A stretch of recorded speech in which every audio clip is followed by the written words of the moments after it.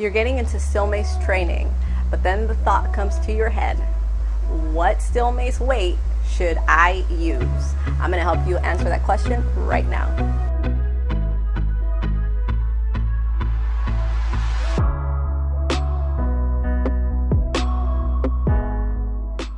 So here's the deal, guys. There's a lot of factors to what weight you should actually use, but I'm gonna make this real simple and just easy to understand. If you're just getting into still mace and you haven't been really working out much, I definitely recommend the 7-pound mace. It sounds light, but it's not once you start moving with it, because the still mace has an uneven weight distribution. So what that means is that all your weight, if I do this, is to one end. So it's all at the head here on the mace. So it might seem like it's nothing, but it actually turns into quite a bit of weight. Now, just because you're a beginner doesn't mean that you can't start with a 10. Most coaches and trainers, still mace trainers, they start you off with a 10, like if you go to their workshops or their classes. So this is the 10, and I want you to notice that the 10-pound is much longer than the 7-pound. So that's something to also consider. You want to stick between the 7-pound and the 10-pound. But if you want to get a little more of a workout, it's definitely the 10-pound. Now, another thing that you have to consider when you're starting still mace training is not going too heavy. And this is actually something that I talk about in my Patreon exclusive podcast. I go into how to prevent injuries when you start your still mace training. And it's very important to understand that we might think that, looking at a mace, you might, especially if you have a background in like Olympic weightlifting or CrossFit or any type of, weightlifting, you might think that this looks like nothing. So the farther away you are from the head, the heavier this 7-pound will feel. Okay, so keep that in mind. So the different sizes that are available for the mace, it starts at 7, 10, 15, 20, 25, and 30. So there's two types of styles.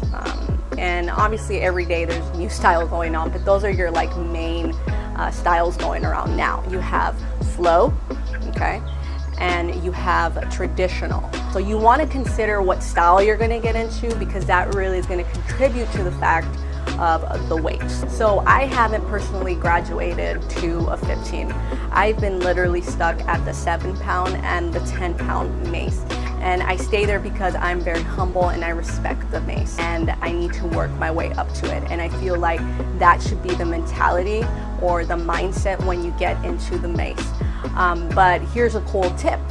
Something else you can try. Get a variety of sizes. So I have my 7 and my 10.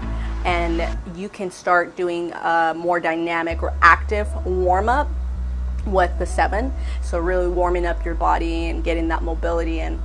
And then you can move on to your 10 so that you can get that nice strength and conditioning, even metabolic conditioning effect with the mace. Okay, so you can switch between weights. You don't necessarily have to warm up with the 7. You can actually do your whole workout with the 7, but you can definitely move between weights during your still mace session. But remember, we all are going to have different fitness goals. So if you're in a sport, that's something to consider, because you're obviously going to have a sport related goal.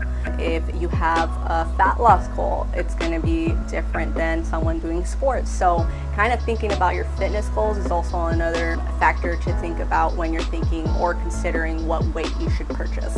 So in conclusion, if you're beginning, stay between the 7 and the 10. And if you're obviously if you're female or male, it's gonna impact it a little bit. Men can start with the 15, especially if they have been lifting or have really good upper body strength. But that doesn't mean that you have great balance and stability and coordination. So think about that, guys. Just make sure that I'm going to summarize this. Just make sure that you get the weight that feels right to your body. Make sure that your body is owning the middle. If it's moving around and rocking and you're falling and the swing doesn't feel right, then move down weight and get creative. You can totally get creative, get different variety of weights, and try them all out while you're having your still mace session. Have fun with it. flow, you know, focus, and be aware of your body at all times when it comes to the still mace. Again, you want to have that mindset. Anyways, I hope this helped you out. I'm gonna bring you more videos like this that I hope you will find beneficial. May the universe always flow with you.